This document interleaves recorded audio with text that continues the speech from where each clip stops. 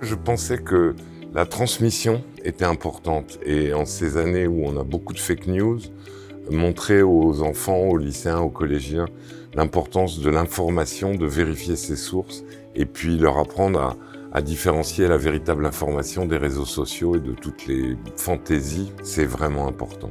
C'est des enfants qui sont souvent stigmatisés, caricaturés. On dit ouais, ils sont ados, ils sont un peu paresseux. Mais en fait, c'est tout le contraire. Ils ont une conscience du monde qui est très très précise. C'est des gamins qui ont 13 ans avec qui on peut parler de sites porno, quoi, parce que ça les concerne directement. Et on voit la différence avec les instituteurs où on a eu ce problème, où les instituteurs nous ont dit vous ne pouvez pas changer vos légendes de photos parce que mettre un témoignage d'une psychologue qui raconte que des enfants se font violer dans des caves, sont pris dans des guet-apens dans des réseaux sociaux, c'est difficile à expliquer aux enfants.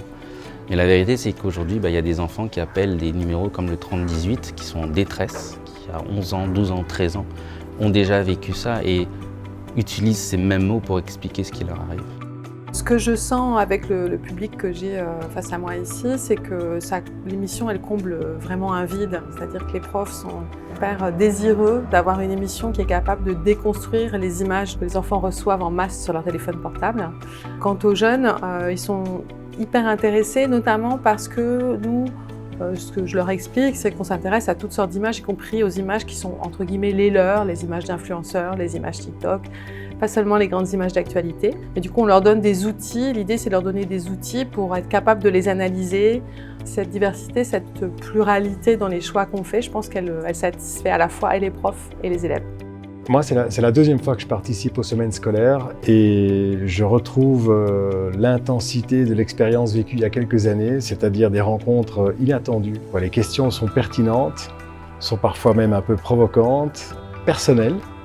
Ça, je remarque qu'ils sont très portés sur la question du vécu en fait, du photographe sur le terrain et après, au retour, sur la manière de travailler sur le terrain, sur le pourquoi on fait ces reportages, comment est-ce qu'on a décidé de faire ce métier. C'est passionnant. Quand je vois des photos, je me demande surtout comment le photographe s'est retrouvé dans cette situation, s'est retrouvé à avoir ce cadrage, cette lumière. Parce que quand je vois les expos, en tout cas, j'ai pas toujours l'impression d'être dans une situation de guerre. Il y a certaines photos qui se détachent beaucoup. Et quand on les voit, en fait, on a presque l'impression que c'est des œuvres d'art. Et des fois, je regarde ce contraste et je me dis, mais en fait, il y a un regard à donner, il y a un axe à donner. Et en tant que photographe en devenir, je me dis, en fait, c'est à ça que je veux aspirer, c'est vers ça que je veux aller.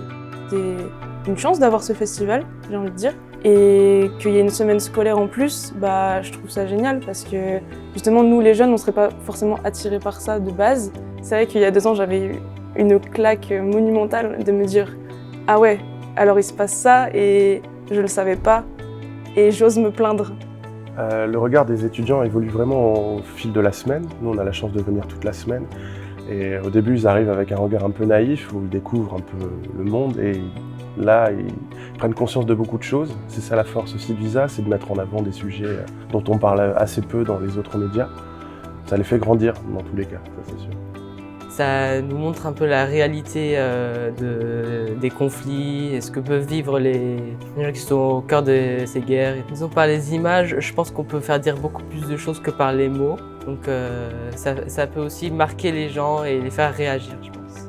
Quand je viens tous les matins et que je vois ces centaines d'enfants qui font la queue pour venir voir des expos qui ne sont pas forcément faciles par rapport aux sujets qui sont traités, je trouve ça génial. Et en plus qu'on fasse rêver l'enfant et ça donne envie à l'élève de, pourquoi pas de se faire ce métier-là ou de rentrer dans l'humanitaire ou de rentrer dans un théâtre. C'est le plus beau cadeau en fait.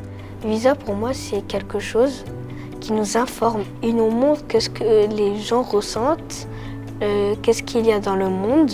C'est très bien Visa et ça nous apprend des choses. Quand je serai grand, je viendrai.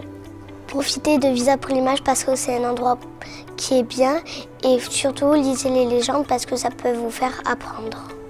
Ce qu'il ne faut pas oublier, c'est qu'aux critiques, souvent, qu'on a des enseignants qui nous disent c'est quand même très violent, ou le matériau est difficile, j'arrive pas à le manipuler, je sais pas comment le transmettre aux élèves, j'en ai peur, etc. Moi, je réponds que tous, dans leur discours, les photojournalistes, il y a l'éclairage du monde et il y a surtout énormément d'humanité. Voilà. Et que même quand on montre des morts, eh bien, on parle des vivants. Ça permet d'éviter le fatalisme. C'est vraiment un festival qui doit mener à une réaction. C'est un bagage, c'est quelque chose qui se met dans leur sac, de citoyens. Continuez à vous informer.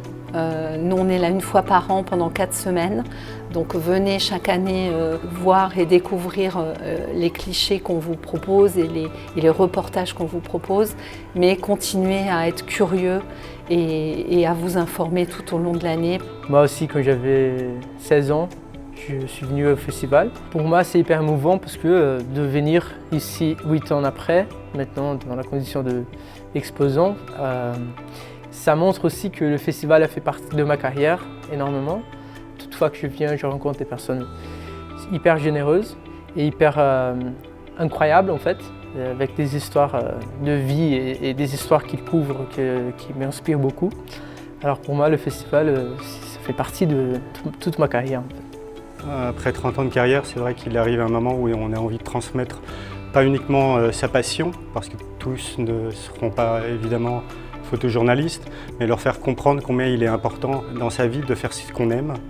Moi, j'adore conclure mes interventions par une petite phrase d'un artiste qui s'appelle Amedeo Modigliani et qui dit « Ton devoir réel est de sauver ton rêve ».